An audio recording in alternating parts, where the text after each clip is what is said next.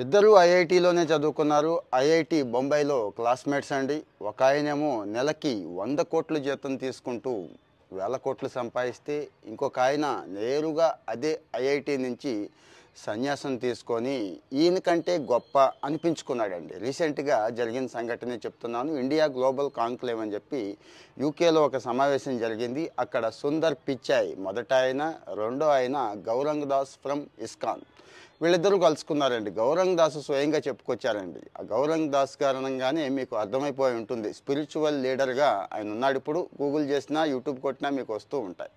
సుందర్ పిచాయ్ అడిగాడంట, ఒరే బాబు నువ్వేంటి, నాకు 53 ఏళ్ళు అయితే నేను 60 ఏళ్ళకి కనపడుతున్నాను, నీకు కూడా అదే వయసు నాకు తెలిసి, నువ్వేంటి ఓ 15-20 ఏళ్ళు మంచి స్మార్ట్గా కుర్రాళ్ళలాగా ఉన్నావు అని చెప్పారంట. ఆయన ఇచ్చిన సమాధానం ఏంటో తెలుసా, నువ్వు గూగుల్తో డీల్ చేస్తున్నావు, నేను దేవుడితో డీల్ చేస్తున్నాను అని చెప్పాడంటండి. అంటే అదే రహస్యం అని చెప్పాడు. అంటే నీకంటే నేను మనశ్శాంతిగా ఉన్నాను, హ్యాపీగా ఉన్నాను, హెల్దీగా ఉన్నానని చెప్పడం ఆయన ఉద్దేశం. ఇక్కడ సుందర్ పిచాయ్ నచ్చేవాళ్ళు ఉన్నారు, ఈయన నచ్చేవాళ్ళు ఉన్నారు. విషయం అది కాదండి, విషయం అది కాదు. సుందర్ పిచాయ్ అంతటి వాడే ఒప్పుకున్నాడంటే మీరందరూ కూడా సన్యాసం తీసుకోండి, బాగా చదువుకున్నా కానీ ఉద్యోగాలు చేయండి అని చెప్పడం కూడా నా ఉద్దేశం కాదు.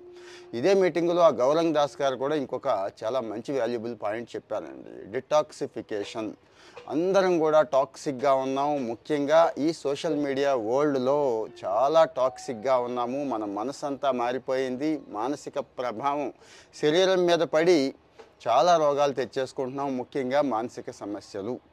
200 మిలియన్ పీపుల్ ఇప్పటికీ ఈ డిటాక్సిఫికేషన్ అవసరం. అంటే ఈ ఎడిక్షన్లో ఉన్నారు, ప్యూర్లీ ఎడిక్షన్ అని చెప్తున్నారండి. ఇండియాలో అయితే 20 సంవత్సరాలు 25 సంవత్సరాల లోపు వాళ్ళు 70% రోజుకి 6-7 గంటలు ఫోన్ వాడుతున్నారని, ఈ 6-7 గంటలు కూడా వాడేది ఫోన్లో ప్రొడక్టివిటీ కాదని, మసాలా సరుకు అంటే మీకు అర్థమైంది కదండి, ఈ సోషల్ మీడియానే ఇదే పనిలో ఉన్నారని, అది పెద్ద సమస్య అయిపోతుందని చెప్పి దీన్ని మాన్పించగలిగితే అటు మానసిక ఆరోగ్యం ఇటు శారీరక ఆరోగ్యం రెండూ సంపాదించవచ్చు అని చెప్తారండి. మీకు తెలుసు ఎందుకు శరీరం మీద ఈ ప్రభావం పడుతోంది, ఎందుకు త్వరగా ఏజ్ అయిపోతుంది, ఎందుకు త్వరగా ముసలితనం వచ్చేస్తుంది అంటే, హాయిగా కూర్చొని పడుకొని గంటల తరబడి స్క్రోలింగ్ చేస్తుంటే ఇక ఫిజికల్ వర్కౌట్కి టైం ఎక్కడుంటుంది ఒకటి. రెండోది, ఇంకా ఊళ్ళో ఉన్న చెత్త అంతా కూడా బుర్రల్లోకి ఎక్కించుకుంటే ఆ బుర్ర పనిచేసే అవకాశం ఉందా?